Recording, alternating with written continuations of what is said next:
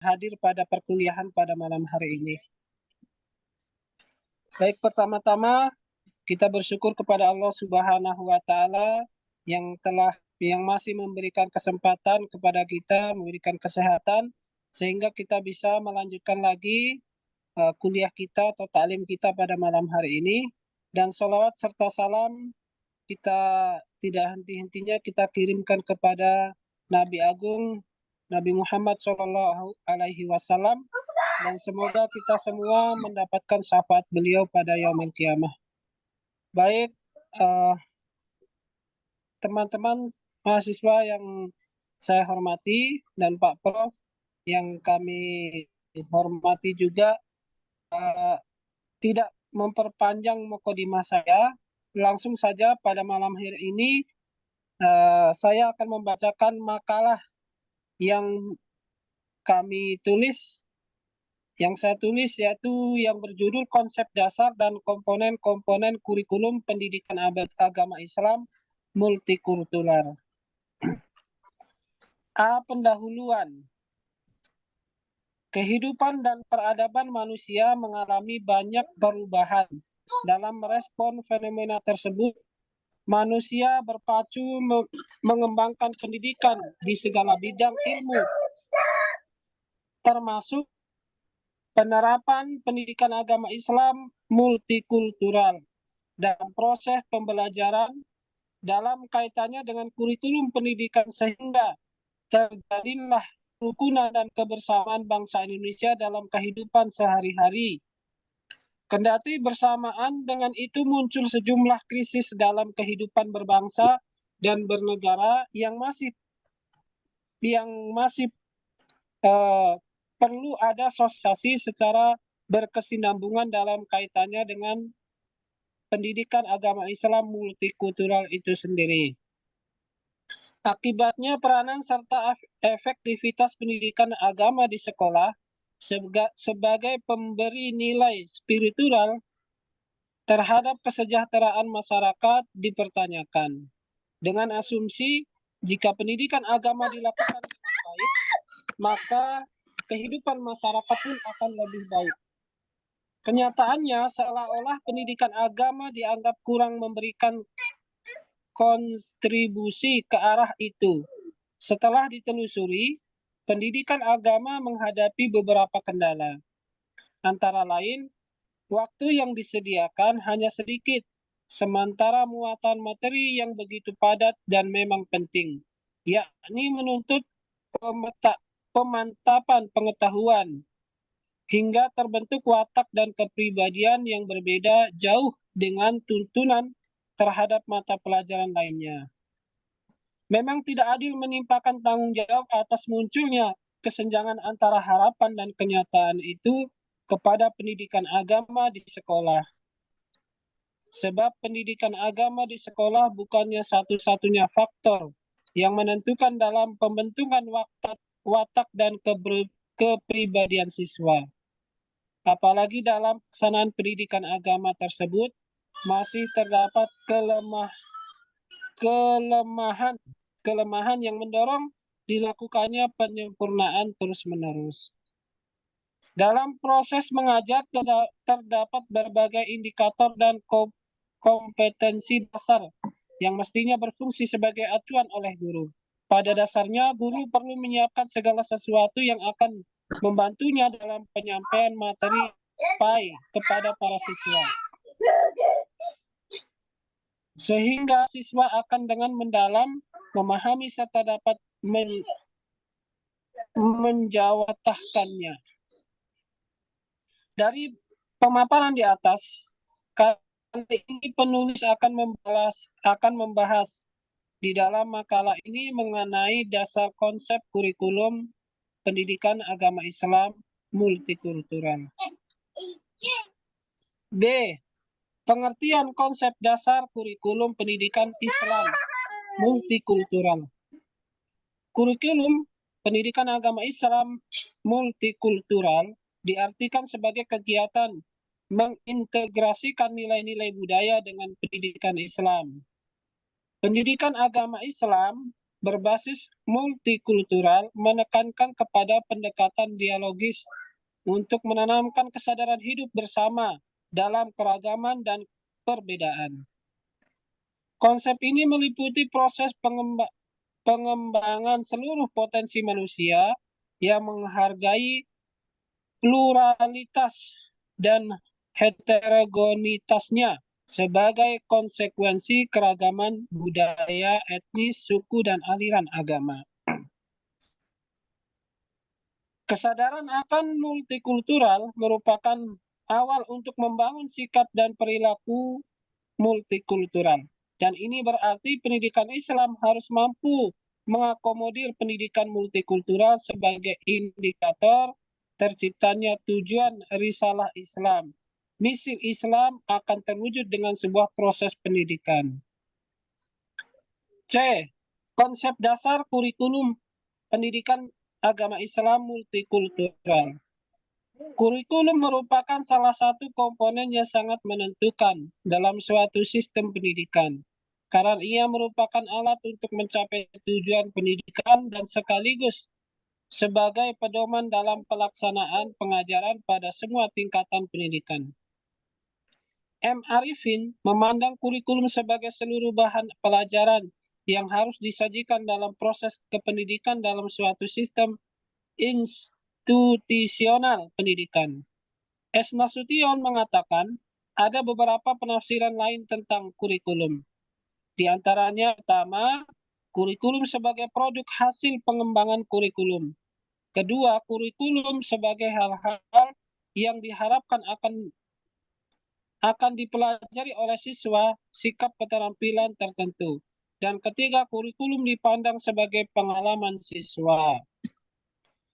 Pengertian kurikulum dalam pandangan modern merupakan program pendidikan yang disediakan oleh sekolah yang tidak hanya sebatas bidang studi dan kegiatan belajarnya saja, akan tetapi meliputi segala sesuatu yang dapat mempengaruhi perkembangan dan pembentukan pribadi siswa sesuai dengan tujuan pendidikan yang diharapkan sehingga dapat meningkatkan mutu kehidupannya yang pelaksanaannya tidak hanya di sekolah tetapi juga di luar sekolah.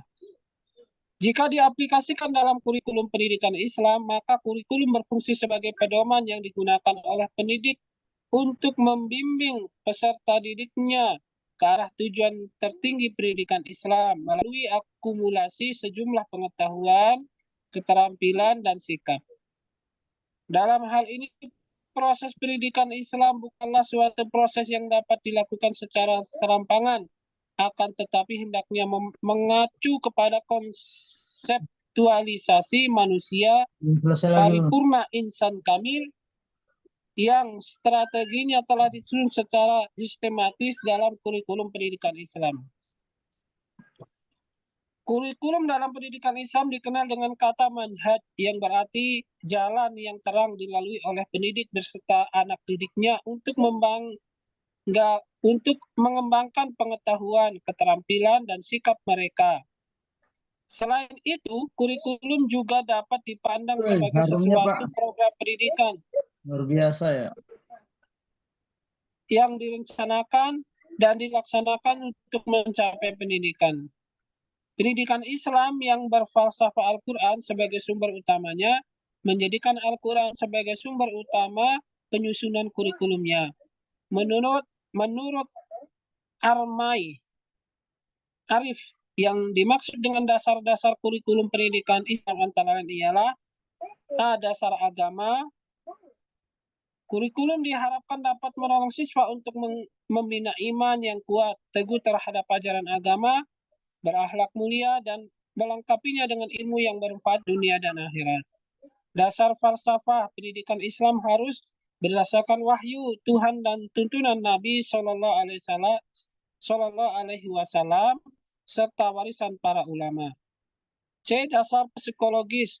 Kurikulum tersebut harus sejalan dengan ciri perkembangan siswa terhadap kematangan dan semua segi perkembangannya. Dasar sosial. Kurikulum diharapkan turut serta dalam proses kemasyarakatan terhadap siswa, penyelesaian mereka dengan lingkungannya, pengetahuan dan kemahiran mereka dalam membina umat dan bangsanya. Dasar-dasar kurikulum pendidikan Islam yang dimaksud di atas menurut hemat penulis adalah merupakan substansi dari konten atau materi kurikulum itu sendiri. Karena pendidikan Islam berorientasi kepada dunia dan ukhrawi. Di dalam Islam antara dunia dan akhirat merupakan satu kesatuan tujuan. Kehidupan dunia adalah media untuk kehidupan akhirat, sementara akhirat merupakan konsekuensi atau kualitas kehidupan di dunia. Segala perbuatan muslim dalam bidang apapun memiliki kaitan dengan akhirat. Untuk itu, keempat dasar kurikulum di atas merupakan landasan atau pijakan dalam mencapai tujuan hidup di dunia akhirat. D. Komponen kurikulum pendidikan Islam multikultural. Komponen kurikulum secara umum dalam dunia pendidikan yang luas, menurut Saudi Sukmadinata, teridentifikasi dalam unsur atau komponen dalam anatomi tubuh kurikulum. Komponen tersebut terdiri dari bagian-bagian sebagai berikut, yaitu tujuan, isi atau materi, proses atau sistem penyampaian, serta medianya, dan evaluasi. Yang mana keempatnya berkaitan erat satu dengan lainnya. Hampir sama menurut Hamid Syarif, walaupun terjadi sedikit perbedaan istilah telah diuraikan tentang kurikulum secara struktural terbagi menjadi beberapa komponen. Di antaranya adalah tujuan kurikulum, komponen isi atau bahan, komponen strategi pelaksanaan, dan komponen evaluasi. Untuk lebih jelasnya yang dimaksud dari keempat komponen kurikulum tersebut sebagaimana dalam uraian berikut ini. A. Tujuan. Dalam kurikulum pendidikan dasar dan menengah dikenal kategori tujuan sebagai berikut. 1. Tujuan pendidikan nasional. Tujuan pendidikan nasional merupakan tujuan jangka panjang, tujuan ideal pendidikan bangsa Indonesia. Tujuan pendidikan di Indonesia sebagaimana tercantum dalam Undang-Undang RI tahun 2003 tentang Sistem Pendidikan Nasional bab 2 pasal 3, yaitu pendidikan nasional berfungsi mengembangkan kemampuan dan membentuk watak serta peradaban bangsa yang bermartabat dalam rangka mencerdaskan kehidupan bangsa. Bertujuan untuk berkembangnya potensi peserta didik agar menjadi manusia yang beriman dan bertakwa kepada Tuhan Yang Maha Esa, berakhlak mulia, sehat, berilmu, cakap, kreatif, mandiri, dan menjadi warga negara yang demokratis serta bertanggung jawab. 2. Tujuan institusional atau tujuan lembaga satuan pendidikan adalah tujuan yang diharapkan yang dicapai oleh suatu lembaga pendidikan, misalnya tujuan pendidikan tingkat SD, SLTP, SMU, SMA, PT, dan lain-lain. 3. Tujuan kurikuler, tujuan pengajaran, tujuan mata pelajaran adalah penjabaran dari tujuan institusional yang berisi program-program pendidikan yang menjadi sasaran suatu bidang studi atau mata kuliah, misalnya tujuan mata pelajaran agama, matematika, bahasa Indonesia. Selanjutnya, tujuan umum pendidikan agama Islam multikultural dapat dijabarkan pada tujuan masing-masing lembaga pendidikan sesuai dengan jenjang pendidikan yang ada. Selain itu, pendidikan agama Islam sebagai sebuah program pembelajaran yang diarahkan untuk 1. Menjaga akidah dan ketakwaan peserta didik dan menghormati keyakinan agama lain. 2. Menjadi landasan untuk lebih rajin mempelajari dan mendalami ilmu-ilmu agama. 3. Mendorong peserta didik untuk lebih kritis, kreatif, dan inovatif, serta tetap menjaga dan menjunjung nilai-nilai keberagaman. 4. Menjadi landasan perilaku dalam kehidupan sehari-hari di masyarakat yang majemuk. Dengan demikian bukan hanya mengajarkan pengetahuan secara teori semata-mata, tapi juga untuk dipraktekkan atau diamalkan dalam kehidupan sehari-hari, membangun etika sosial. Komponen yang kedua, atau B, materi. Isi materi kurikulum pada hakikatnya adalah semua kegiatan dan pengalaman yang dikembangkan dan disusun dalam rangka mencapai tujuan pendidikan. Isi kurikulum atau pengajaran bukan hanya terdiri atas sekumpulan pengetahuan atau kumpulan informasi, tapi harus merupakan kesatuan pengetahuan terpilih dan dibutuhkan bagi pengetahuan baik bagi pengetahuan itu sendiri maupun siswa dan lingkungannya. Secara umum, isi kurikulum dapat dikelompokkan menjadi 3 bagian, yaitu 1. Logika, yaitu pengetahuan tentang benar salah berdasarkan prosedur keilmuan. 2. Etika, yaitu pengetahuan tentang baik buruk, nilai dan moral. 3. Estetika, yaitu pengetahuan tentang indah jelek yang dinilai seni. Berdasarkan pengelompokan isi kurikulum tersebut, maka pengembangan isi kurikulum harus disusun berdasarkan prinsip-prinsip berikut. 1. Mengandung bahan kajian atau topik yang dapat dipelajari serta peserta didik dan dalam proses pembelajaran. 2. Berorientasi pada standar kompetensi lulusan, standar kompetensi mata pelajaran, dan kompetensi dasar yang telah ditetapkan. Komponen yang ketiga, yaitu metode. Metode atau strategi pelaksanaan kurikulum berhubungan dengan bagaimana kurikulum itu dilaksanakan di sekolah. Kurikulum merupakan rencana, ide, harapan yang harus diwujudkan secara nyata di sekolah, sehingga mampu mengantarkan anak didik mencapai tujuan pendidikan. Kurikulum yang baik tidak akan mencapai hasil yang maksimal jika pelaksanaannya menghasilkan sesuatu yang baik bagi anak didik. Komponen strategi pelaksanaan kurikulum meliputi pengajaran, penilaian, bimbingan, dan penyuluhan, dan pengaturan kegiatan sekolah.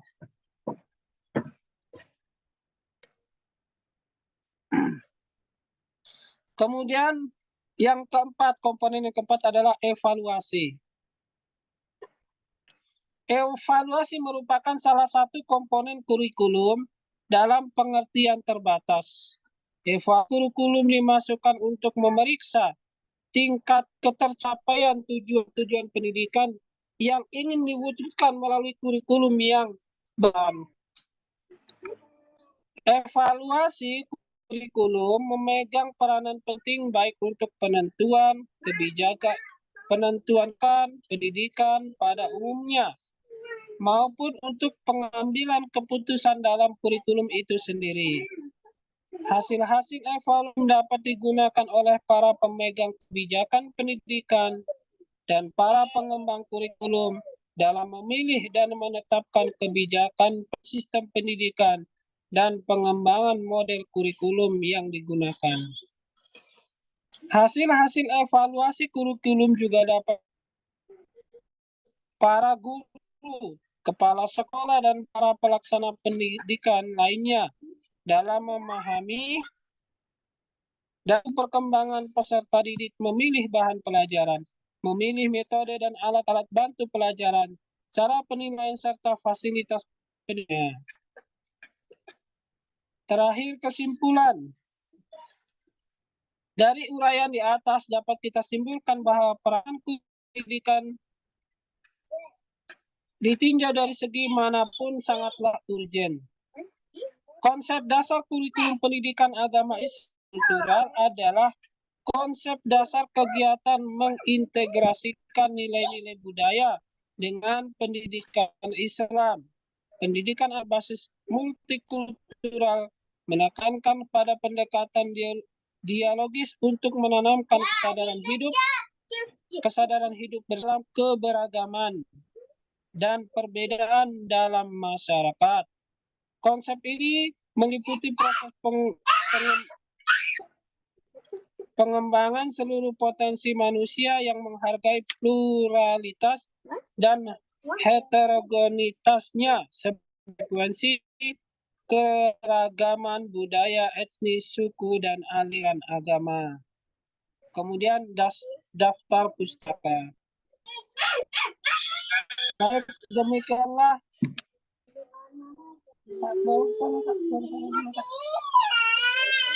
Mau mas.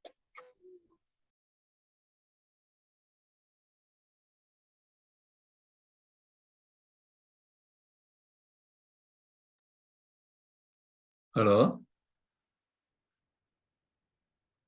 anak Pak Haryanto? Baik, demikianlah tadi Oh, ya. yang dapat kami bacakan. Untuk selanjutnya kami serahkan kepada Pak Prof. Terima kasih.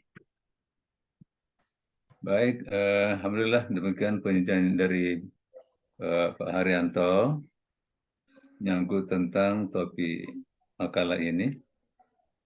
Nah, sekarang tibalah saatnya untuk kita bicarakan, untuk kita diskusikan.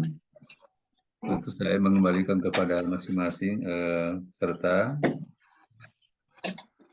diharapkan untuk bisa menyampaikan pertanyaan, bahkan masukan-masukan ya dalam rangka untuk menyempurnakan makalah ini. Ya, silakan. Ya, silakan. Yang bergabung sampai sekarang baru ya 7 orang ya. Iya, Prof. Ya, silakan. Ya, tentu makalah ini kan sudah dikirim ya ke kawan-kawan yang lain. Iya. Iya, Prof. Sudah dari kemarin, Prof. Oh iya, iya. Alhamdulillah. Jadi tentu ada saja waktu untuk bisa membacanya. Izin bertanya, Prof. Oke, silakan. Bismillahirrahmanirrahim. Assalamualaikum warahmatullahi Muhammad Heri wabarakatuh. ya. Assalamualaikum warahmatullahi wabarakatuh. Alhamdulillah tadi sudah sempat ya menyimak pemaparan makalah oleh Bapak Haryanto. Sedikit mungkin tadi sempat ya mendengar, mungkin saya anggap mungkin sebagai hipotesis awal dari Pak Haryanto bahwa kesulitan kita dalam menerapkan kurikulum PAI ini adalah mungkin ketika waktu yang sangat sedikit ya, dibanding dengan pelajaran-pelajaran lain pada sekolah pada umumnya. Namun dalam pemaparannya tadi juga disebutkan bahwa bagaimana ya pendidikan multikultural ini dengan maksud adalah mengakumulasi ya, sejumlah pengetahuan. Saya ingin meminta analisis mungkin dari Pak Haryanto ketika sekarang ini akan diterapkan kurikulum merdeka misalkan. Apakah kemudian kurikulum merdeka ini berbanding lurus ya dengan kurikulum PAI multikultural ya yang nantinya siswa tidak hanya akan dididik di kelas, tapi mereka juga ada semacam proyek yang mereka diajak turun langsung bahkan mengadakan sebuah kegiatan-kegiatan di luar.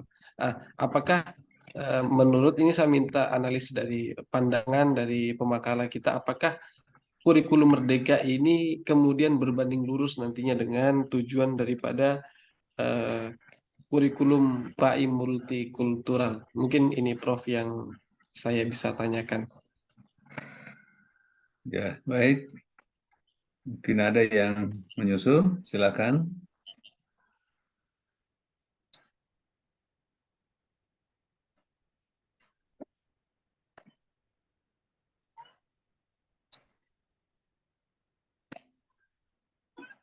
Siapa lagi?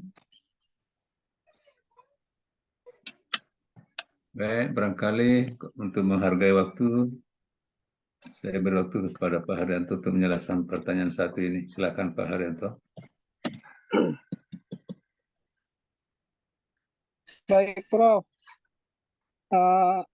Bisa minta waktunya sebentar ya untuk mencari jawaban gitu. Oh iya, iya baik. Oke, barangkali jalan lain ya, supaya bertanya juga, silakan.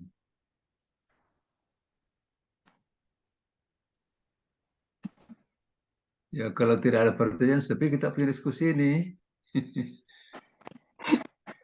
Iya, Ya, sepi betul. intinya kita punya diskusi. Pak Suradi silakan. Ya, silakan Pak Suradi. Cek,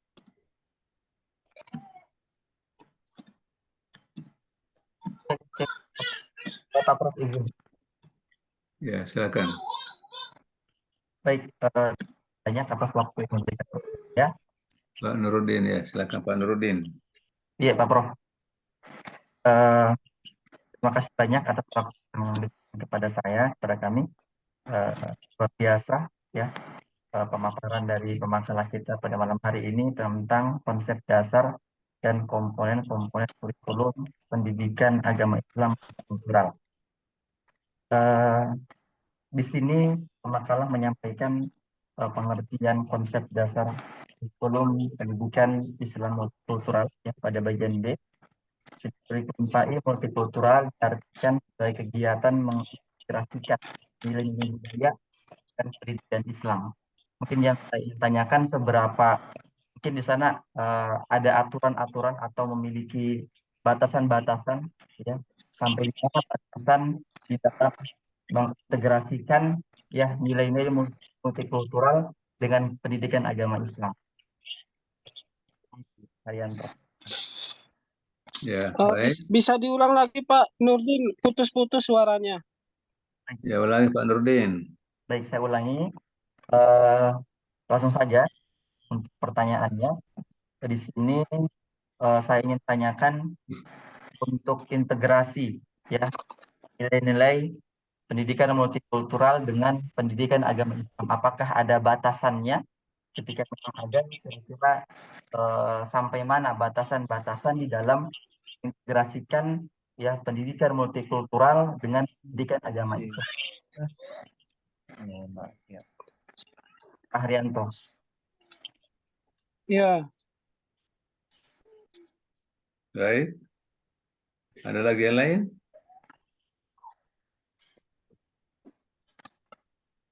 Tadi Iya, silakan. saya Prof. Baik, Pak Suradi. Silakan Pak Suradi. Ya, Alhamdulillah atas waktu yang diberikan kepada saya. Tadi apa namanya dari apa yang sudah Bapak Haryanto atau Ustadz Haryanto sampaikan ini sangat menarik sekali tentunya. Karena ini berkaitan masalah apa pendidikan kita di Indonesia ini bagaimana pemerintah sekarang ini melakukan berbagai macam inovasi-inovasi perbaikan-perbaikan kurikulum dengan tujuan itu untuk apa namanya memantapkan atau ingin memperbaiki kurikulum yang selama ini mungkin dianggap perlu diperbaiki karena mungkin ada kekurangan yang ada di dalamnya sehingga perlu adanya perbaikan dengan menyelesaikan perkembangan zaman yang saat ini. Berkaitan masalah kurikulum tadi ini yang disampaikan oleh Bapak Haryanto, yaitu masalah judulnya konsep dasar dan komponen-komponen kurikulum pendidikan agama Islam multikultural. Yang saya tanyakan di sini Pak Haryanto adalah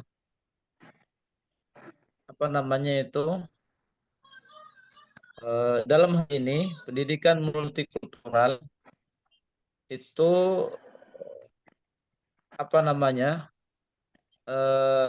kira-kira sesuatu apa yang ingin dicapai dengan adanya konsep-konsep atau komponen-komponen kurikulum pendidikan agama Islam multikultural. Kira-kira apa cita-cita atau keinginan yang ingin dicapai pemerintah sehingga diterapkanlah pendidikan multikultural di kalangan siswa dari dasar sampai perguruan tinggi seperti itu. Kira-kira apa keinginan atau capaian-capaian yang diinginkan oleh pemerintah tersebut? Ya, mungkin seperti itu Pak Haryanto. Baik. Masih ada lagi? Kalau tidak, ya kita kasih waktu kepada Pak Haryanto untuk memberi penjelasan terhadap beberapa pertanyaan yang diarahkan ke makalah ini. Baik. Bismillah. Kami akan coba menjawab pertanyaan yang pertama, yaitu pertanyaan dari Pak Heri ya. Pertanyaannya, apakah kurikulum Merdeka berbanding lurus dengan kurikulum PAI multikultural? Jadi perlu kita ketahui kurikulum Merdeka itu berfokus pada pengembangan karakter dan moral siswa, ya. Itu yang perlu kita garis bawahi. Jadi kurikulum Merdeka itu berfokus pada pengembangan karakter dan moral siswa.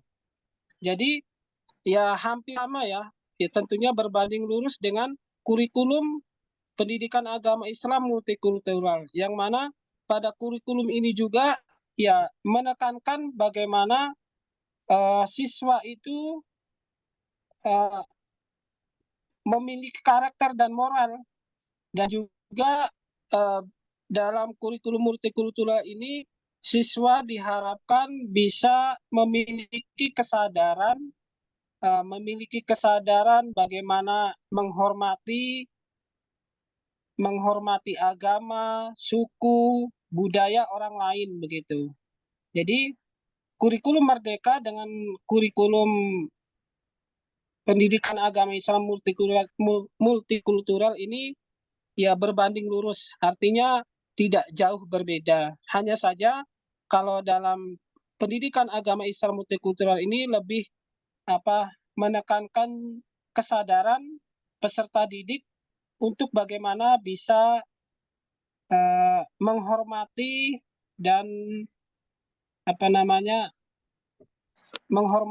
juga memiliki kesadaran untuk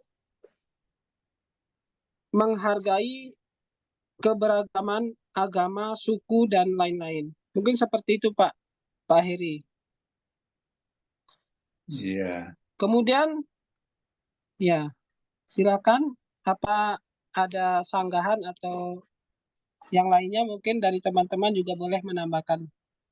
Terima kasih.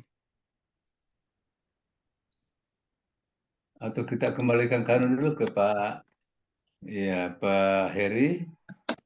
Mungkin masih ada barangkali yang mau dikaitkan dengan pertanyaan pertama tadi, atau sudah jelas dan penjelasan dari Pak Haryanto itu? Alhamdulillah, Prof. Sudah cukup jelas, Prof. Alhamdulillah. Mungkin ada yang lain barangkali ingin menyumbang juga. Saya ingin menambahkan. Ya, hubungannya dengan kurikulum Merdeka. Ya, saya Pak Prof. Ya, silakan. Terima kasih. Ya, pertanyaannya Pak Heri Sabtono sangat-sangat bagus sekali ya. Artinya pendidikan multikultural dengan kurikulum Merdeka.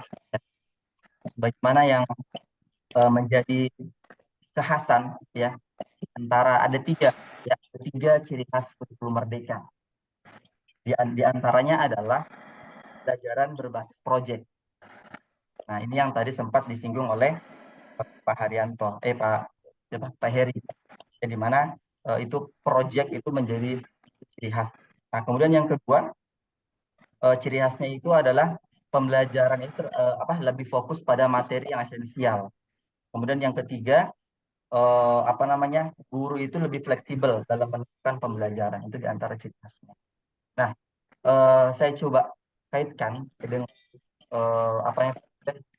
saya sangat senang sekali dengan kurikulum Merdeka. Nah, di sekolah kami itu memang kita sangat mudah untuk menjalankan kurikulum Merdeka khususnya pada proyek dengan pembelajaran agama Islam. Di antaranya baru-baru ini kita mengambil tema, yaitu kan ada beberapa tema yang disediakan oleh pemerintah, ya. Kita itu mengambil tema gaya hidup berkelanjutan, ya. gaya hidup berkelanjutan. Kemudian di sana topiknya adalah apa namanya, menanam pohon, kemudian ada yang lainnya. Nah, di sini kita tidak hanya sebatas menyampaikan kepada anak-anak bahwa mereka menanam pohon dan lain sebagainya, tapi kita berikan pemahaman apa fungsi dari pohon, mengapa Allah ciptakan pohon, ya tumbuhan dan sebagainya. Nah, kita berikan pemahaman kepada siswa, ya, bahkan kita berikan kepada mereka hadis-hadis ya tentang keutamaan menanam pohon, pahalanya luar biasa. Nah, di sini saya rasa apa namanya, karena untuk memasukkan pendidikan multikultural, ya, kemudian kita kaitkan dengan apa namanya IKM itu sangat cocok sekali saya rasa, ya, untuk khususnya untuk pendidikan agama Islam seperti itu. Mungkin itu tambahan dari saya, Pak Haryanto dan Pak Heri Sabtono, sehingga saya sangat suka sekali dengan kurikulum Merdeka ini ketika kita kaitkan dengan pendidikan agama Islam atau multikultural. Ya, saya. Iya. Baik, mungkin ada komentar lain lagi, silakan. Ya, saya kira tadi sudah benar ya Pak Haryanto itu. Kurikulum sekolah, ya, kurikulum sekolah itu kan apa ya? Pengembangan dari kurikulum sebelumnya. Iya, dulu kan ada kurikulum berbasis kompetensi ya di sekolah ini ya, kurikulum sekolah. Ada kurikulum KTSP, tingkat satuan pendidikan. Iya kan? Nah, setelah itu yang sekarang ini, sementara juga masih dipakai, kurikulum ke-13 untuk sekolah. Nah, sekarang ini lagi, apa namanya, sementara juga menuju ke, ada yang sudah melakukan, ada juga belum. Ini kurikulum merdeka. Iya. Nah, jadi secara khusus kurikulum pendidikan agama, multikultural itu apa namanya ya, secara umum ya, yang mungkin ada hubungannya dengan K13, mungkin ada hubungannya dengan ya merdeka. Sebab kurikulum merdeka itu kan terkait dari ya penerapannya yang agak berbeda dengan kurikulum sebelumnya, tapi isi muatan-muatan itu juga tetap ada ya. Jadi sudah benar tadi penjelasan di Pak Haryanto ya, bahwa salah satu apa juga dimuat dalam kurikulum merdeka itu ya sama halnya dengan kurikulum pendidikan agama yang iya. Jadi kurikulum pendidikan agama itu secara umum. Kalau kita berbicara tentang kurikulum merdeka itu kurikulum di sekolah, ya itu sekolah-sekolah kan. Iya. Jadi bagaimana kurikulum pendidikan agama ya? Mungkin ada hubungannya dengan K13, mungkin ada hubungannya dengan kurikulum merdeka dari segi penerapan. Iya. Jadi sekira begitu ya. Oke, ada pertanyaan berikut menyangkut tentang ini? Multikultural? Silakan teman-teman. Ya. Lanjut. Jadi itu maksudnya. Tidak ada. Lanjut. Iya. Lanjut pertanyaan yang kedua, Prof. Jadi betul tadi itu integrasinya ya. Mengajar agama jangan hanya ya terkait masalah akhirat saja. Jadi diharapkan kurikulum itu bisa mengakomodir nilai-nilai budaya yang baik. Tentu yang tidak bertentangan juga dengan agama, iya kan? Ya misalnya kurikulum beragama, hendaknya juga kita saling menghargai dari segi suku apa ya, jangan kita ya itu kan ajaran agama juga kan. Jadi dikaitkan dengan budaya setempat itu ya. supaya terjadi kerukunan yang baik. Itu yang diharapkan namanya moderasi beragama. Ya, salah satu sekarang yang sedang disebut-sebut ya, moderasi beragama. Yang bagaimana kita menghargai orang lain, ya, baik dari segi beragama maupun dari segi ya masalah sosial lainnya malah. Kalau orang misalnya melakukan sesuatu yang tidak biasa dengan kita, jangan dicela. Iya kan? Oke, pertanyaan berikut Pak Haryanto, silakan. Baik. Pertanyaan berikut adalah batasan integrasi pendidikan multikultural dengan pendidikan agama Islam. Jadi begini,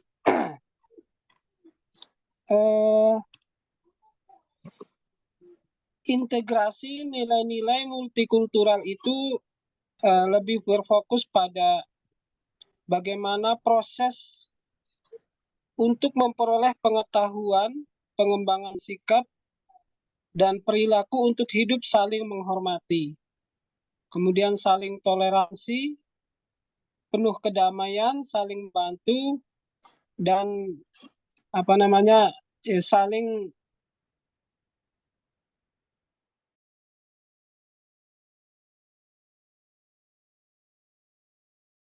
tanpa adanya kekerasan.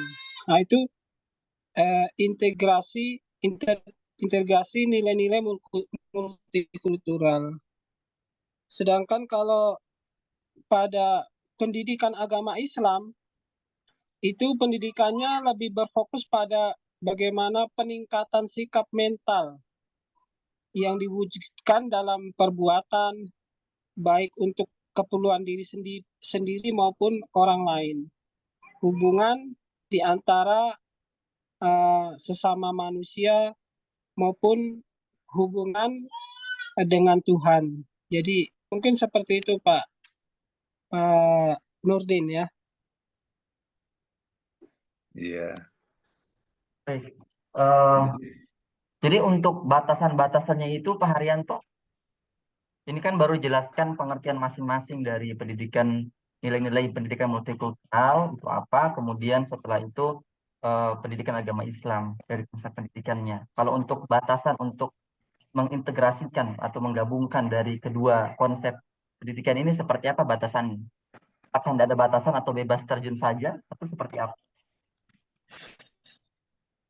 Sebenarnya ya kalau ditanya batasan-batasannya itu sebenarnya ya tidak ada karena pendidikan multikultural dengan pendidikan agama Islam itu sebenarnya bisa saling saling melengkapi seperti itu. Hanya saja kalau pendidikan agama itu kan ya fokusnya mungkin kalau pendidikan agama Islam tentunya ya bagaimana kita mempelajari ilmu-ilmu atau pengetahuan yang terkait dengan Islam. Bagaimana ilmu kita berhubungan dengan manusia, sesama manusia, bagaimana cara beribadah dan hubungan kita dengan Allah Subhanahu wa taala tentunya. Itu kalau dalam Islam. Cuma kalau pendidikan multikultural ini dia sifatnya lebih umum. Artinya dalam pendidikan ini lebih ditekankan bagaimana kita saling menghormati, saling bertenggang rasa dalam bermoderasi beragama seperti itu. Jadi sifatnya lebih umum. Mungkin seperti itu Pak Nurdin. Ya, baik. Mungkin ada komentar dari yang lain? Sejauh mana itu ya? Makasih Pak Prof. Integrasinya itu. Iya.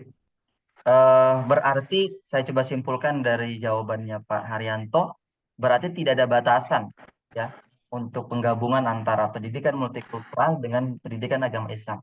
Kalau kita coba maknanya, multikultural itu kan plural. Plural itu kan artinya lebih dari satu. Nah, bagaimana cara kita jika seandainya terjun bebas, ya tidak ada batasan-batasan, bagaimana cara kita menanamkan pendidikan agama Islam kepada siswa ketika kita memaknai ya multikultural itu kan dalam hal masalah ketauhidan. Nah, itu seperti apa? Kalau memang tidak ada batasan. Oh ya, maksud saya itu bukan seperti itu Pak Nurdin. Jadi Iya. maksud saya ya memang kalau batasan-batasan dalam agama tentunya ya kita kalau digabungkan dengan pendidikan multikultural artinya itu kita harus memahami moderasi beragama. Artinya maksudnya moderasi beragama itu bagaimana? Kita meyakini dan mengamalkan agama kita dengan sepenuh hati, dengan penuh keyakinan, dan kita juga menghormati agama lain. Begitu maksudnya. Artinya kita meyakini agama kita dengan sepenuh hati dan mengamalkannya tanpa memaksakan agama kita itu untuk diikuti oleh agama lain. Dan juga kita tentunya menghormati dan menghargai pemeluk agama lain. Mungkin seperti itu, Pak. Jadi tentunya ya, kalau dalam akidah tentu kita harus berpegang teguh kepada akidah kita. Tapi kita harus memaksakan akidah kita itu kepada pemeluk agama lain. Mungkin seperti itu. Iya. Baik. Mungkin ada tambahan dari yang lain? Baik-baik, aman. Luar biasa, Pak. Iya. Oh iya. Silakan, ada yang cukup tentang itu? Dari saya cukup, Pak Prof. Iya. Ya, saya kira itu batasnya itu kan sesuai dengan petunjuk agama ya. Ya. Ya, kita tidak bisa melewati itu. Misalnya kalau kita kembali ke surat Al-Ikhlas, Allahu ahad, Allahus samad. Bukan itu ya? Ya, Al-Kafirun. dalam surat Al-Kafirun. Iya, ya menyangkut tentang apa Lakum namanya dinukum. pelaksanaan agama itu. Lakum Ya, dinukum. ya agamamu, agamaku. Tapi kita tidak bisa saling, ya. Jadi di situ toleransinya ya. Jadi batasnya itu sesuai dengan petunjuk agama. Iya, kemudian menyangkut tentang keluasan itunya tergantung dari sikonnya. Misalnya di mana kita berada ya. Siapa kita, dengan siapa kita bertetangga, misalnya apa. Ya. Beragama apa dia atau suku apa dia misalnya kan. Ya, ketika di tempat itu ya kita menyusun kurikulum yang harus sesuaikan dengan kondisi itu. Ya, bagaimana kita bertetangga dengan ya orang yang tidak sama suku misalnya. Bagaimana kita bersosialisasi dengan mereka. Dan si agama juga begitu ya. Jadi ya ditentukan oleh kondisinya ya, sikonnya. Nah, dengan demikian mungkin nanti ya kurikulum pendidikan multikultural yang disusun di satu tempat berbeda dan tempat lain karena kondisinya berbeda.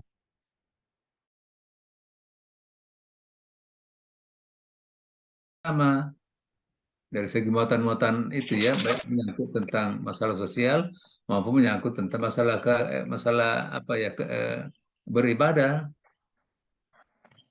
Iya.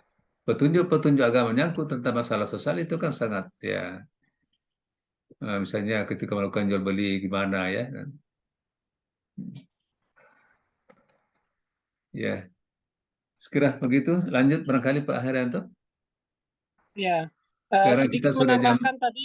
ya Ya, sekarang sudah jam berapa sedikit ya? menambahkan tadi, ya, Pak Prof. Ya, Jadi silakan. dalam konteks akidah tadi ini apa yang ditanyakan Pak Nurdin tadi.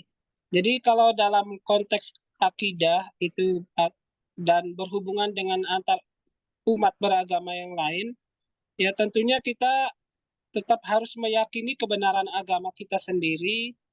Namun kita juga harus menghargai, menghormati penganut agama yang lain yang meyakini agama mereka tanpa harus membenarkannya gitu.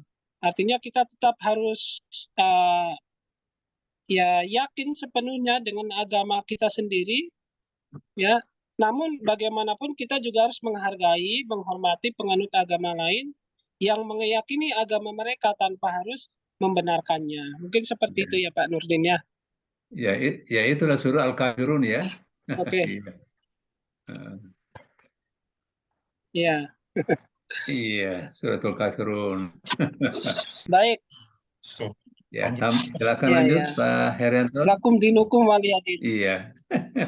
Yang Nah, penting ya. kemudian pertanyaan yang ketiga dari Pak Suradi, apa yang ingin dicapai dari pendidikan agama Islam multikultural ya?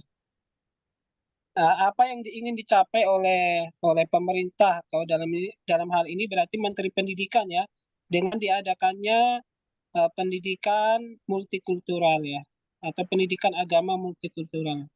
Jadi adapun tujuan yang ingin dicapai oleh pemerintah tentunya dengan adanya pendidikan multikultural adalah untuk mendorong bagaimana setiap peserta didik ini menjadi sadar akan kebudayaannya dan ada juga kebudayaan orang lain agar mereka ini memiliki pemahaman, memiliki sifat kesadaran bagaimana menghormati dan menghargai kebudayaan, menghargai kemajemukan, dan menghargai segala sesuatu budaya yang ada di negara kita ini di Indonesia begitu. Jadi intinya tujuan daripada diadakannya pendidikan multikultural adalah peserta didik ini menjadi sadar bahwasanya kita pentingnya menghargai, menghormati kebudayaan orang lain gitu. Mungkin seperti itu Pak Suradi. Iya. Baik Pak Suradi, mungkin ada tanggapan balik?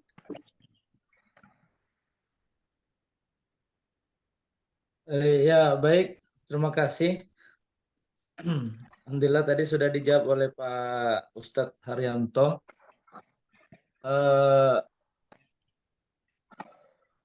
Baik, tadi kan yang dijawab Pak Haryanto itu mungkin dari segi dari segi kebudayaan mungkin. Yang bagaimana kalau dari segi kualitas pendidikan Pak Haryanto? Dari segi kualitas pendidikan, apakah dengan penerapan praktek multikultural yang diterapkan oleh pemerintah di sekolah-sekolah itu mampu meningkatkan kualitas mutu peserta didik, bahkan dari pendidik sendiri itu, apakah mampu untuk meningkatkan kualitasnya? Ya. Tadi jawaban Bapak tadi kan yang masalah Jadi, berkaitan mungkin budi pekerti, sekarang masalah kualitas pendidikan, Pak. ya, tentunya dampaknya atau hasilnya atau pengaruh dengan adanya mata pelajaran pendidikan multikultural ini tentunya dampaknya itu sangat baik ya. Sangat baik, kemudian ya sangat membantu bagi peserta didik maupun bagi para pendidik. Karena dengan adanya diadakannya pendidikan multikultural ini, baik itu para pendidik maupun peserta didik tentunya dia akan lebih bisa menghargai keragaman dari keragaman budaya, keragaman segala macam keragaman itu mereka bisa mengetahuinya dan bisa saling menghormatinya begitu, Pak Suradi. Jadi dampaknya atau manfaatnya itu tentunya dalam dunia pendidikan khususnya bagi para pendidik, para peserta didik itu tentunya sangat sangat baik dan sangat bagus sekali lah. Karena Terima tentunya kasih. dengan adanya pelajaran itu, ya mereka bisa lebih menghargai di antara mereka yang berbeda agama, berbeda budaya, gitu. Terima kasih, Iya. Pak. Itu kan dari segi mungkin dari segi skala kecil sekolahan, Pak. Tapi kalau dari skala luas atau skala yang katakanlah skala yang menyangkut ke apa itu negara kita Indonesia ini, apa manfaat dari pendidikan tersebut, Pak Haryanto? Bagi negara kita mungkin kan diterapkan multikultural ini, mungkin ada pandangan pemerintah atau asepsi pemerintah, oh Indonesia ini kok seperti ini, kacau seperti ini. Nah, mungkin diterapkan seperti itu di pendidikan. Mungkin bisa diceritakan secara global itu manfaat bagi negara kita. Saya rasa kan mungkin ada efek baiknya bagi negara kita ini, Pak. Ya. Jadi begini, karena tujuan pendidikan multikultural itu mendorong setiap peserta didik menjadi sadar akan kebudayaannya, atau mendorong kesadaran akan kebudayaan yang dimiliki oleh orang lain, sehingga mereka memiliki pemahaman yang mampu untuk memahami dan menghargai kebudayaan orang lain. Nah, kalau untuk masyarakat atau bangsa Indonesia itu sendiri, tentunya kalau bangsa Indonesia ini sudah memahami bagaimana pentingnya pendidikan multikultural, tentunya bangsa kita ini akan bisa lebih menghormati bangsa-bangsa yang lain, yang tentunya mereka memiliki kebudayaan, memiliki bahasa, memiliki suku, ras yang berbeda dengan kita. Jadi manfaatnya untuk masyarakat luas tentunya, ya masyarakat ini mereka akan memiliki kesadaran untuk menghargai kebudayaan bangsa lain seperti itu, sehingga tidak akan terjadi konflik yang diakibatkan karena tidak menghargai kebudayaan di antara suku bangsa yang ada di dunia ini. Mungkin yang secara luasnya seperti itu. Iya. Ya, syukron. Ada tambahan lain, ada komentar lain untuk lebih menambah ya? Kalau saya pribadi memang mendukung sepenuhnya apa yang sudah menjadi program pemerintah dalam hal ini, yaitu Kementerian Pendidikan tentang hal tersebut, karena memang kan kita sekarang menyaksikan baik secara online maupun dengan mata kita sendiri, banyak terjadi di suatu daerah tertentu itu yang belum sepenuhnya memahami arti dari perbedaan, atau dalam hal ini adalah multikultural tersebut. Nah, oleh karena itu dalam hal ini saya sangat setuju dengan program ini, supaya apa? Masyarakat kita Indonesia ini adalah masyarakat yang majemuk, yang terdiri dengan berbagai macam suku, agama dan lain sebagainya, dengan tujuan adanya kurikulum ini, penerapan ini mampu membuat masyarakat kita lebih dewasa untuk saling menghargai antara suku yang satu dengan suku yang lain, dari segi menghargai dari segi bahasa, dari segi perbedaan-perbedaan adat-adat dan lain sebagainya. Mungkin seperti itu tambahan sedikit. Iya, baik. Ya. Jadi sebetulnya adalah untuk kerukunan ya, kerukunan hidup. Ya. Kita tidak saling kita bisa bersatu dengan baik. Kita bisa mempertahankan NKRI ini ya. Amin. Jadi ini kan kurikulum ya, kita bicara tentang kurikulum. Jadi salah satu aspek yang harus kita perhatikan adalah menyangkut tentang budaya-budaya itu. Iya. Jadi kurikulum pendidikan agama berbasis multikultural. Ya, materi-materi kan dengan persoalan agama kan sudah jelas ya. Itu hendaknya lah dihubungkan dengan ya dikaitkan dengan masalah budaya.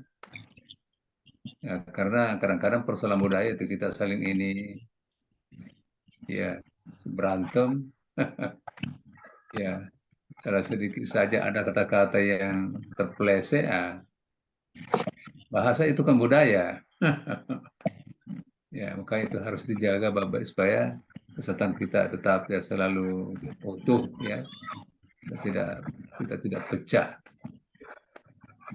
dan menyangkut tentang persoalan ini kan sudah jelas di dalam ajaran Islam saling menghargai kan ya sangat kita temukan dalam ajaran Islam. Coba Nabi ketika dia menjadi sampai dia sebagai Nabi Muhammad ya, sampai sebagai Nabi dia juga kepala negara di Madinah kan? Ya, bagaimana cara beliau hidup berdampingan dengan orang Yahudi tidak pernah terjadi masalah. Nah, karena ya mereka didekati dengan budayanya mereka sendiri. Itu sangat perlu ya, sangat harus perlu ditanamkan kepada siswa kita. Lain kita ini kan beda-beda, dari agama beda, dari segi suku banyak ya. Memang sangat perlu sekali ini. Iya, baik. Ada hal yang sangat urgen tidak terungkap secara bagus ya. Pengertian kurikulum itu sendiri apa? Apa yang dimaksud dengan Ya, Prof. kurikulum? Iya. Dan sejauh mana elemen-elemen kurikulum itu? Apakah kurikulum itu hanya jumlah mata-mata pelajaran kita harus lulusi ataukah bagaimana ya? Itu harus dijelaskan barangkali secara singkat oleh Pak Haryanto ya tentang konsep dasar Iya, kurikulum Prof. atau pengertian kurikulum. Kurikulum itu kan banyak, ada intrakurikuler, ada ekstrakurikuler, ada co-kurikuler. Nah, yang mana itu semuanya ya? Ya, silakan jelaskan Pak Heranto pengertian kurikulum. Kurikulum, Prof ya.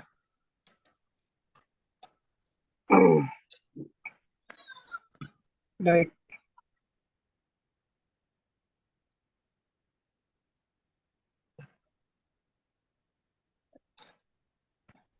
Nah, tadi kami sempat bacakan ini Prof di bagian C, konsep dasar kurikulum Ya, pendidikan kesimpulannya agama Islam. ya kesimpulannya ya yang mana kurikulum itu? Iya. Iya, mungkin banyak orang berbicara tentang kurikulum ya, kita yang harus merangkum. Iya. Sejauh mana dikatakan kurikulum itu? Kurikulum itu ada lagi namanya silabi. Apa hubungan dengan kurikulum dan silabi?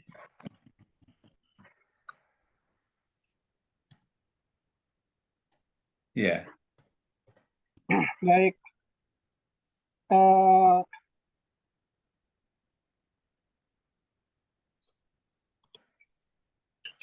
baik, saya akan coba menambahkan dari makalah kami. Kurikulum di sini adalah seperangkat rencana dan pengaturan mengenai tujuan, isi, dan bahan pelajaran, serta cara yang digunakan sebagai pedoman penyelenggaraan kegiatan pembelajaran untuk mencapai pendidikan tertentu. Nah, itu mungkin pengertian kurikulum, Prof. Seperti ya. itu. Apa maksudnya itu? Pengertian kurikulum yang begitu tadi? Ya, kurikulum itu berarti perangkat atau perangkat perencanaan mengenai mengenai tujuan, isi, dan bahan pelajaran serta cara yang digunakan untuk menyampaikan pendidikan atau pembelajaran kepada peserta didik gitu, Bro. Jadi Baik. seperti yang telah kami baca tadi, jadi kurikulum itu mencakup ada 4 komponen ya. Ada 4 komponen dasar yang pertama adalah tujuan. Jadi dalam kurikulum itu di dalamnya ada tujuan, maksudnya apa tujuan kurikulum ini dibuat seperti itu, Prof? Atau tujuan dalam pendidikan. Kemudian yang kedua adalah materi. Jadi dalam kurikulum itu berisikan tentang materi-materi pelajaran yang akan disampaikan oleh peserta didik kepada yang akan disampaikan oleh guru kepada peserta didiknya. Kemudian di dalam kurikulum itu juga ada yang namanya metode. Jadi dalam kurikulum itu membahas tentang bagaimana metode atau strategi pelaksanaan pembelajaran. Kemudian dalam kurikulum itu yang terakhir adalah berisi evaluasi. Karena dengan evaluasi ini kita bisa mengetahui ya atau dapat digunakan oleh bagi para pemegang kebijakan pendidikan dan pengembang kurikulum itu sendiri atau bagi peserta didik bisa mengetahui bagaimana hasil yang didapatkan oleh seorang guru dari peserta didiknya begitu. Jadi itu adalah maksudnya yang terakhir adalah evaluasi. Dengan evaluasi ini paling tidak seorang guru itu bisa mengetahui apa pelajaran yang disampaikan kepada peserta didik itu berhasil atau tidak, atau bisa dipahami atau tidak. Jadi itu 4 komponen yang ada di dalam kurikulum yang kami tahu sebatas itu. Ya, Ada baik. tujuan, kemudian Oke. materi, metode, dan evaluasi. Iya, baik. Dalam pengertian kurikulum itu ada istilah yang mengatakan kurikulum secara tradisional, kurikulum dalam arti modern. Yang mana dimaksud kurikulum dalam arti tradisional? Dan yang mana dimaksud kurikulum dalam arti secara modern? Ataukah dengan istilah lain, kurikulum dalam arti sempit dan kurikulum dalam arti luas?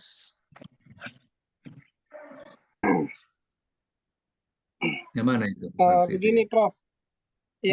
Yang kami tahu, jadi kalau kurikulum secara tradisional itu maksudnya adalah kurikulum atau kurikulum yang berisikan materi pelajaran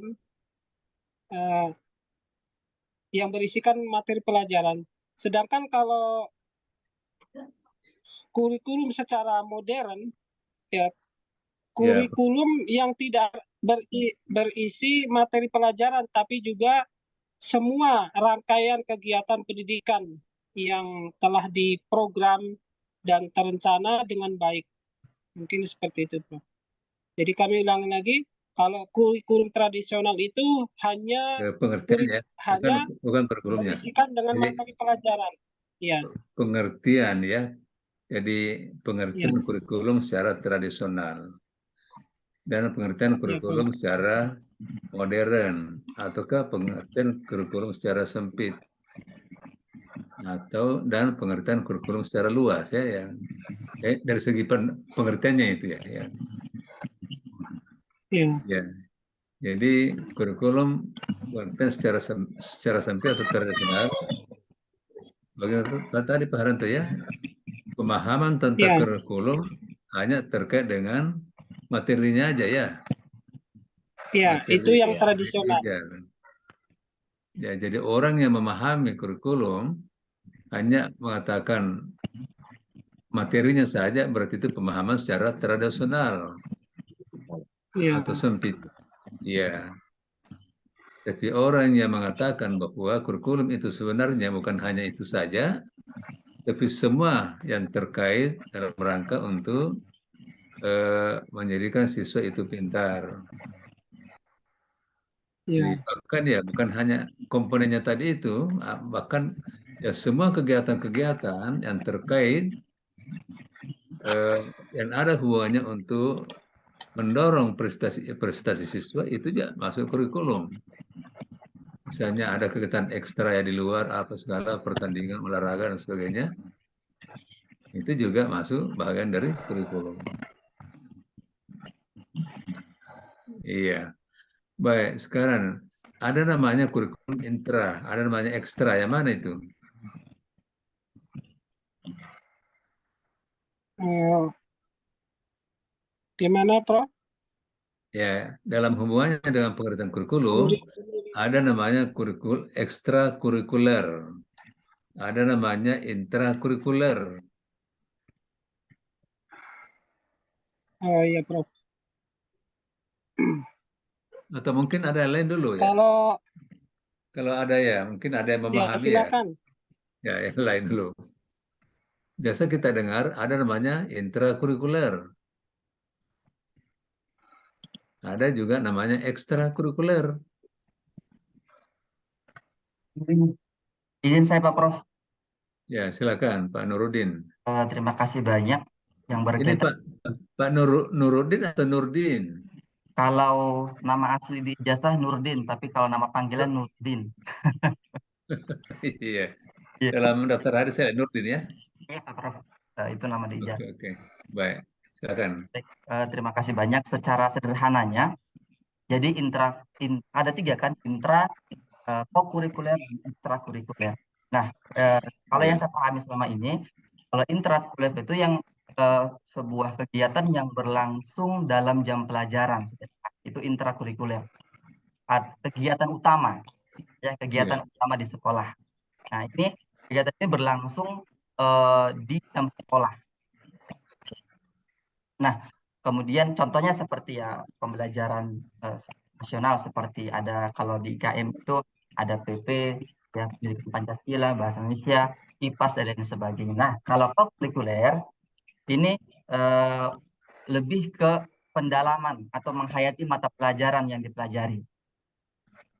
Seperti itu untuk kurikuler. Biasa bisa dikerjakan di sekolah ataupun di luar jam sekolah. Nah, kalau ekstrakurikuler ini untuk memperluas pengetahuan siswa sebenarnya untuk ekstrakurikuler, mengembangkan nilai-nilai ya bakat-bakat siswa. Dan biasanya ekstra ini dikerjakan di luar dari jam pelajaran atau jam umum. Itu sebenarnya Pak Prof yang saya pahami. Iya. Pak Nurudin demikian ya menyangkut tentang hal itu ya. Mungkin ada yang lain. Boleh menambahkan, Prof? Oke, Pak Haryanto, silakan Pak Haryanto. Ya. Jadi kalau kan ada kegiatan kurikulum kokurikuler, ada ekstrakurikuler dan ada intrakurikuler ya, kalau nggak Iya. salah. Jadi kalau kegiatannya itu kegiatan kurikuler itu kegiatan penunjang yang fungsinya adalah untuk memperdalam pemahaman siswa seperti penugasan seperti itu. Sementara kalau kurikulum ekstrakurikuler itu merupakan kegiatan di luar pendidikan yang berfungsi untuk mendukung kegiatan akademik ya. Kemudian kalau apa namanya tadi? Intra. Intra ya. Intrakurikuler itu kegiatan pembelajaran yang dijalankan selama di dalam kelas gitu atau di sekolah. Nah, mungkin seperti itu Pak Prof. Intrakurikuler itu ya pembelajarannya atau kurikulumnya itu yang biasa dijalankan selama di dalam kelas. Mungkin seperti itu. Iya, baik. Ada lagi yang lain? Pak Hanafing, silakan Pak Hanafing. Ya, Pak Prof. Kalau intrakurikuler itu adalah kegiatan utama. Ya, kegiatan utama. Kalau ekstrakurikuler itu tambahan di luar jam pelajaran. Itu singkatnya Pak Prof. Oh gitu ya. Ya. Iya. Kalau kokurikuler? Ya, Kokurikuler? apa itu? Ya, apa maksudnya co-curricular? Co-curricular. Curricular. Oh, kokul apa? Iya, co-curricular. Oh, kurikuler. Kayaknya asing ini. Di tengahnya Pak Hanafi ini. Kurikuler. Iya. Co-curricular. Oh, kurikuler itu apa? Kegiatan pendidikan di dalam mata pelajaran. Oh, iya. Yang ya, konseling lah. Oh, Untuk konseling. membantu pengembangan ya, konseling untuk membantu pengembangan peserta didik. Oh, gitu ya. Sesuai dengan kebutuhannya. Oh, iya. Baik, mungkin lagi ada lain? Sini kita ada 6 orang ya. Baik, saya kira kita tadi sudah sepakat itu sebenarnya. Ya, Ya, bagaimana Pak Rento? kalau co-curricular itu biasanya dilaksanakan di luar jam pelajaran. Nah, di luar jam pelajaran biasa. Nah, contohnya termasuk waktu libur, serta biasanya dilakukan di sekolah ataupun di luar sekolah. Misalnya seperti mengunjungi museum gitu mungkin, Prof. Oh, iya. Seperti itu. Kalau kunjungan museum kayaknya tidak masuk ekstra. Apa itu Pak Haryanto? Kalau kunjungan museum masuk ekstra atau ko? Ya, Iya. Sini. Ekstra. dia Mengunjungi itu kegiatan ekstra atau kokurikuler? kokurikuler bisa dimasukkan kokurikuler juga, Pak Nurdin. Karena dia tujuannya sebenarnya ya hampir sama dengan kurikuler. Dia untuk menunjang pelaksanaan atau pelajaran intrakurikuler ya, seperti itu. Betul sekali ya. Dia tujuannya hampir sama dengan ekstrakurikuler, seperti itu. Iya. Baik. Ya, baik. Saya kira apa ya terkait semuanya ya. Jadi intra itu terkait dengan mata-mata pelajaran. Ya, mata pelajaran kan biasanya diajarkan di kelas. Ya, sesuai dengan jam-jam yang sudah terjadwal. Kalau ekstra ya semua kegiatan-kegiatan yang mendukung prestasi siswa, terutama sekali menyangkut tentang keterampilan, sikap ya. Ya, minat dan bakat. Ya, misalnya kegiatan pramuka, lomba-lomba, ya kegiatan-kegiatan OSIS apa, ya olahraga, ya karateka dan sebagainya ya. Siswa itu kan kadang-kadang punya prestasi banyak. Ada karateka, ada apa ya yang mendaki-daki gunung itu namanya. Iya, Ya, mapala ya. Nah, kemudian ada pramuka, ada karateka, ya semua itu adalah ya kegiatan-kegiatan ekstra namanya dan sangat menunjang untuk menambah keterampilan, pembentukan sikap, ya. Jadi agak lepas hubungannya dengan kemampuan akademik kan? Ya, kalau untuk memperbaiki akademik itu kan tentu mata-mata terkait dengan pemberian mata pelajaran, itulah intranya ya. Nah, co-curricular adalah penugasan terkait dengan mata pelajaran. Ke seorang guru mengajar di kelas, katakanlah bahasa Arab atau pendidikan agama, belum puas melihat hasil yang diberikan, ya setelah kita ngajar, berikan lagi tugas, dikerjakan di rumah, dan harapan ya mudah-mudahan orang tuanya turut membimbing, membantu untuk mengerjakan soal itu. Nah itu namanya co-curricular, penugasan Ya, untuk Prof. pendalaman materi ya.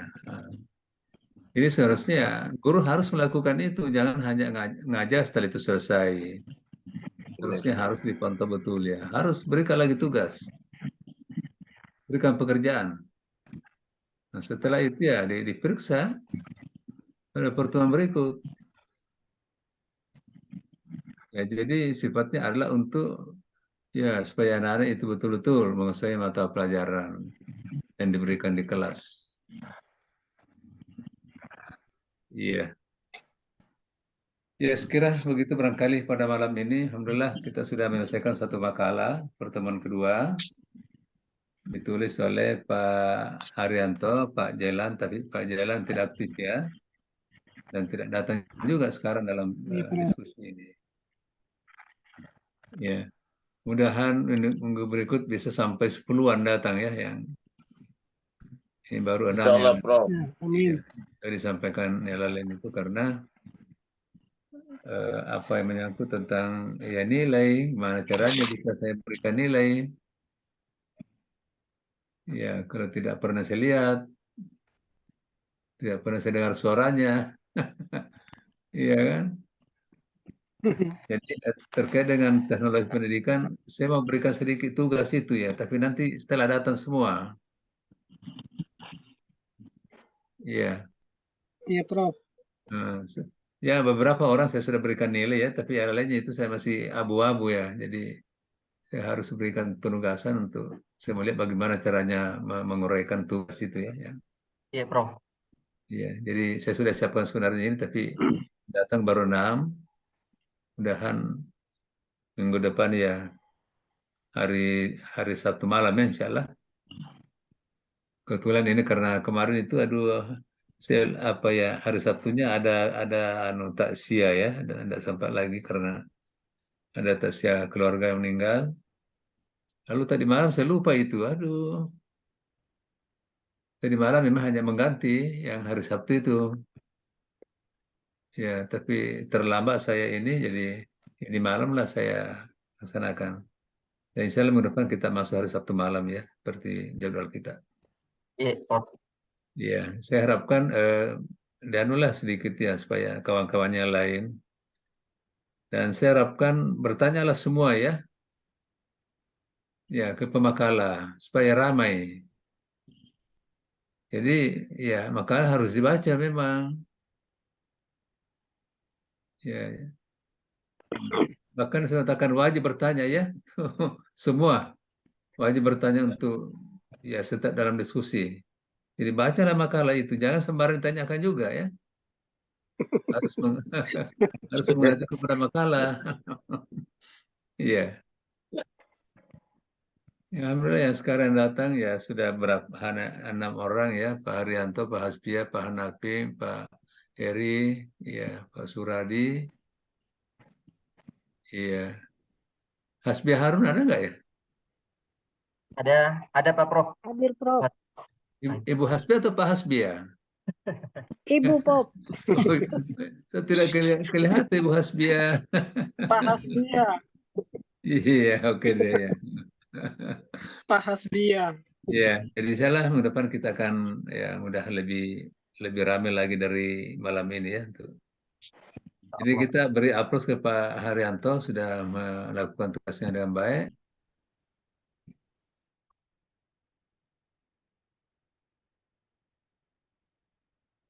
Bagian Timur, di sini saja sudah jam Iya, 10 ya. Papua jam 11. Sana mungkin jam 12 malah ya, bukan? Ya, Prof sudah. Iya. Di Aceh baru jam 9, Prof. Baik, ya, jadi mari kita istirahat ya. Jadi mari kita tutup dan sama-sama baca Alhamdulillah. Alhamdulillah. Alhamdulillahirrahmanirrahim. Baik, Assalamualaikum warahmatullahi wabarakatuh. Waalaikumsalam warahmatullahi wabarakatuh. Warahmatullahi wabarakatuh. Sama-sama ya. Kita ketemu lagi depan insyaallah. Iya, Saya keluar ya, keluar. Pak Prof. Untuk pemakalan selanjutnya Pak Kumat dan Basri. Nanti minta bantuannya Pak Aman ini di grup, masih ingat supaya bisa disiapkan. Ya.